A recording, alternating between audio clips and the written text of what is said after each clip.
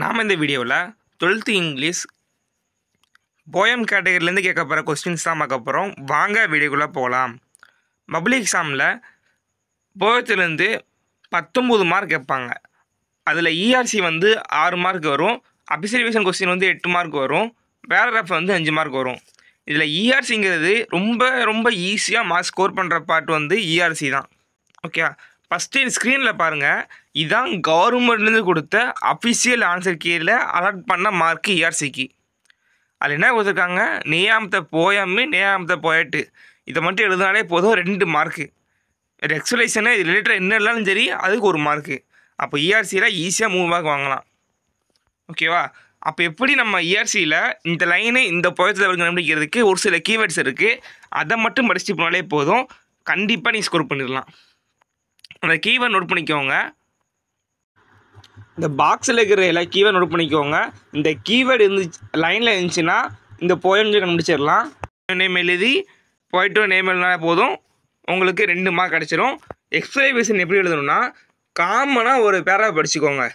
போயத்தில் காமனாக ஒரு பேராகிராஃப் படிச்சுக்கோங்க. அந்த பேராகிராஃப்லேருந்து ஒரு 3 லைன் எழுதுங்க. ஓகேவா? ஏதாச்சும் 3 லைனு எழுதிட்டு அந்த லைன் இப்போ போயம் லைன் கொடுத்துருப்பாங்களே அந்த லைனையே ஒரு வேர்டிங்காக எடுத்து தனியாக எழுதிருங்க. காமனாக 3 லைன் எழுதுங்க. அதுக்கப்புறம் கொடுத்த போயத்தை திருப்பி எழுதுங்க. இப்படி இருந்தாலே போதும், உங்களுக்கு 3 மார்க் கொடுத்துருவாங்க.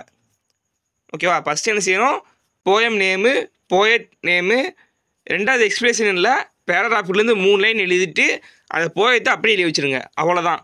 இதை மட்டும் எழுதினா போதும், உங்களுக்கு 3 மார்க் கொடுத்துருவாங்க. ஓகேவா? செகண்ட் யூனிட்டை பொறுத்த வரைக்கும் ட்ரீ சம்மந்தமாக எந்த வேர்டிங் இருந்தாலுமே அது செகண்ட் யூனிட் தான் வரும். அது உங்களுக்கு தெரிஞ்ச விஷயம் தான், எழுதிடலாம். இந்த கீவேர்ட்ஸ் எல்லாத்தையுமே நோட் பண்ணிக்கோங்க. ரொம்ப முக்கியமான கீவேர்ட்ஸ் தான் இருக்குது. இதை படித்தாலே போதும், கண்டிப்பாக சொல்கிறேன், இஆர்சி அட்டன் பண்ணிடலாம். இது வேட்டு சூஸ் கைட்லேருந்து கொடுக்கப்பட்ட டெம்ப்ளேட்டு.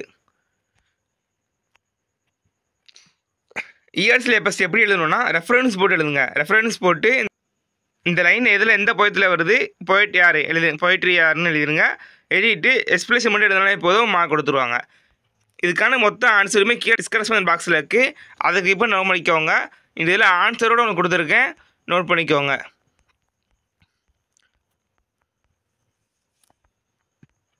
இதுக்கடுத்து 2 மார்க் கொஸ்டின்ஸ். 2 மார்க் கொஸ்டின்ஸ் இதே மாதிரி தான். இதில் எவ்வளோ கொஸ்டின் மட்டும் படித்தாலே போதும், மோஸ்ட்லி அட்டன் பண்ணிடலாம். சப்போஸ் 2 மார்க்கில் உங்களுக்கு ஆன்சர் இல்லாட்டி அந்த கேள்வியோட கீவேர்ட்ஸ் எங்கே வருதோ அதை பார்த்து நோட் பண்ணி எழுதுங்க. இல்லாட்டி அந்த போயத்தோட லைனை திருப்பி எழுதி வச்சுருங்க.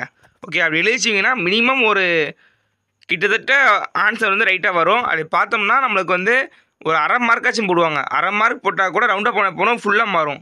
அதனால 1/2 மார்க்குங்கிறது இம்பார்ட்டன்ட் தான். அதனால் எல்லா கொஸ்டினும் அட்டன் பண்ணுங்கள். ஓகேவா?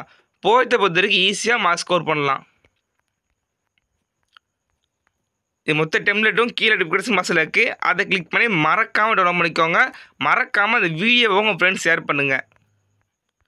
இப்போ கடைசியாக பேராகிராஃப் போயிடும். இது வரைக்கும் பேராகவே படிக்கலாட்டி நான் கொடுத்த இந்த மினிமம் பேராகிராஃபும் படிச்சுக்கோங்க. இதை படித்தாவது ஒரு 2 மார்க்காச்சும் மினிமம் பேராகிராஃபில் போடுவாங்க. இதே இதை நீங்கள் இஆர்சியில் எழுதிக்கலாம். ஓகேவா? இதை எடிட் பண்ணிட்டு போனீங்கன்னா இஆர்சியில் எழுதிடலாம், 3 மார்க் வாங்கிடலாம். தேங்க்யூ ஃபார் வாட்சிங்.